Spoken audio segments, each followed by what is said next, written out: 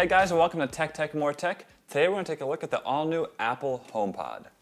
Now this is Apple's somewhat late arrival to the smart speaker game, which is already dominated by Amazon's Echoes and Google Home products, and to a certain extent, Sonos products, because Apple claims that sound is the #1 feature of this product. So let's get it unboxed and set it up and see what it sounds like. So let's get it opened up, and I already took the plastic wrapping off because that's always frustrating. And ooh, this is a lot heavier than I thought it was going to be, and a lot smaller despite all the reviews and earlier shots that we've seen of it.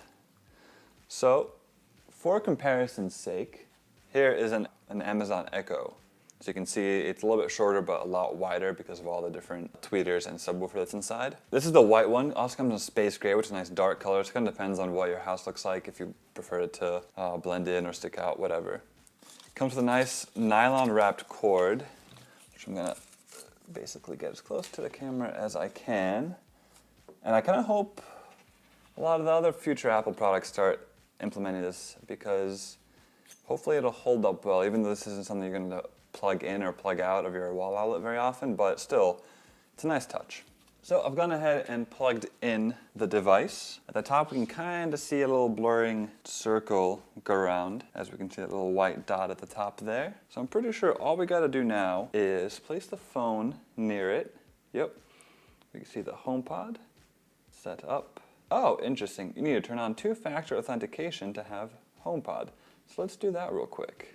And we're back. Turned on two-factor authentication, and now we're just going to once again place the iPhone next to the HomePod.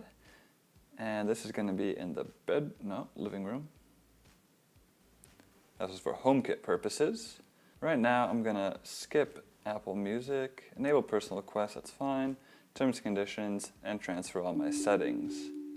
So like I was saying, you need some sort of iOS device to set this up, whether it be an iPad, an iPhone, or an iPod Touch.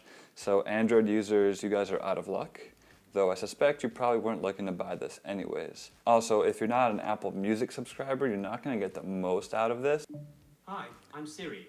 Welcome to Homepod. You can't tell, but I'm waving. To get my attention, say, "Hey Siri." Hey Siri. Uh-huh. And that's pretty much the entire setup process. It took about 1 minute, and that's with turning on two-factor authentication. So let's go ahead and play some music out of it real quick. So like I said, if you don't have Apple Music, you're not going to get the most out of this. I don't have Apple Music set up at the moment, so I'm just going to play something quickly through AirPlay, but for the review and everything, I will have Apple Music ready. So if we play a song to the HomePod, we'll see those two little buttons at the top, the plus and the minus. That's obviously for volume control. And the top isn't so much a display as it is just a couple different controls. So plus and minus for volume, obviously, easy. Tap once to pause. Tap again to resume. Pretty standard. And then double tap to skip to the next song, or triple tap to go to the previous song. And that's pretty much it.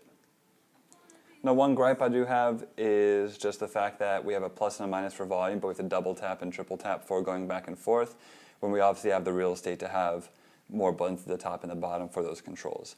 Again, you're very unlikely to ever actually use this because everything is supposed to be controlled by Siri, so it's not the end of the world. So there you have it for the unboxing and the first impressions. The full review is going to come next week, when I'm going to be able to really test it out, put Siri through its paces, really get a good idea of the audio quality, and compare it to some of the other rivals. If you have any questions or comments, please leave them down below. Don't forget to hit that thumbs up button and subscribe. And as always, thanks for watching.